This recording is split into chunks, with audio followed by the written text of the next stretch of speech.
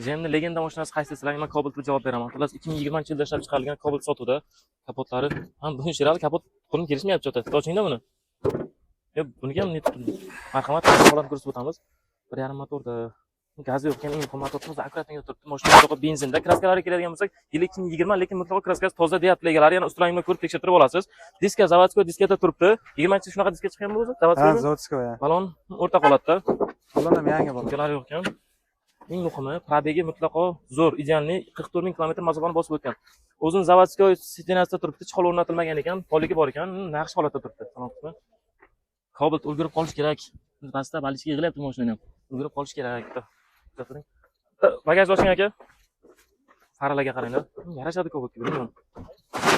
Menimcha yarashadi. Tezda yozib qoldiring. O'zini farasi olmi yoki bumi? Zapaskasi bor ekan. Tushmagan hozir. Aka, zapaska tushmagan ekan, narxini kim bo'lsa qanchaga bermadim desiz? 10.5 ming bermadim. Bermadim desa. Cobaltning narxi shu, 20 probeg ekan. Kraskasi mutlaqo toza deyaptilar. Timbol benzinda, o'z uchun bitta gaz qo'yib olasiz. Buni ham emas, 100 qo'ysa berasiz aka. Toshkasini aytdik buni.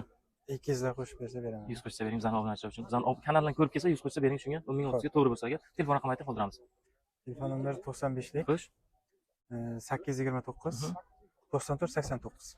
Cobalt sotuvda menimcha puliga arziydi. Sababi yili past bo'lishi mumkin, lekin probeg normalniy, kraska toza. Saqlangan bir xil mashina. Saqlangan. Zapaskalari tushmagan ekan. Qo'shimcha navodlar qilingan, 4 yumshoq yangi balon taqilgan, faralari bor ekan. Registratorlar ham bor. Video registrator bor ekan. Cobalt izlab yurgan tanishingizga videoni jo'natib qo'yasiz. Albatta like bosish esdan chiqmasin. Rahmat hammaga.